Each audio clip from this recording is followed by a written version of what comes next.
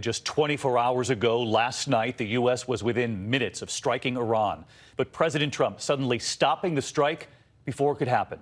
When news of this broke, President Trump at first today saying the U.S. was, quote, cocked and loaded, ready to target 3 different sites, saying he called it off with 10 minutes to spare.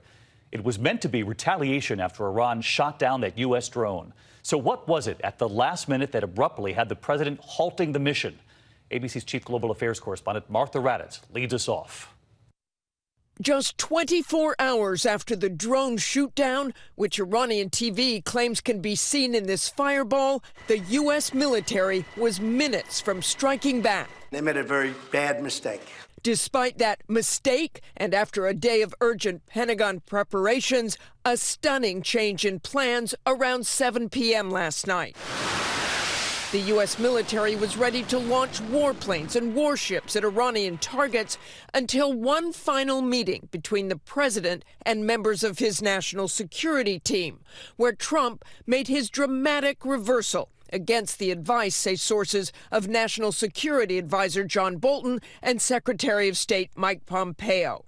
Even some conservative voices on the president's favorite news channel were urging restraint. He knows it will define his administration. He knows that it doesn't serve American interests, but that people who work for him are pushing the United States into a position where war is very likely, if not inevitable. This morning, as Iran was displaying images of wreckage they say they recovered of the drone, Trump confirming overnight reports. At 9 a.m., tweeting that 10 minutes before the mission was to be launched, he changed his mind. We were cocked and loaded to retaliate last night on 3 different sites. When I asked, how many will die? 150 people, sir, was the answer from a general. Trump later telling NBC he stopped it because it would not have been a proportional strike. They came in, and they came in about a half an hour before. They said, sir, we're about ready to go.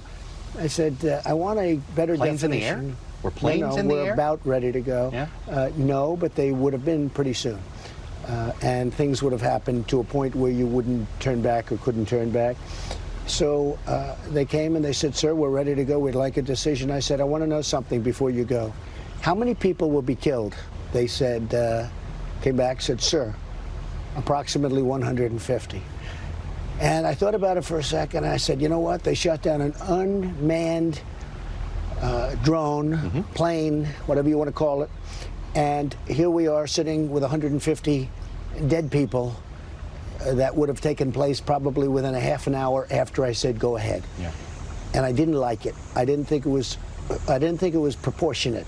The Iranians claimed today that they, too, made a humanitarian decision, deciding not to shoot down a manned U.S. P-8 surveillance plane they claim was in Iranian territory. A P-8, which usually has a crew of 8, was in the region, taking this image of the drone falling into the water, but was in international airspace.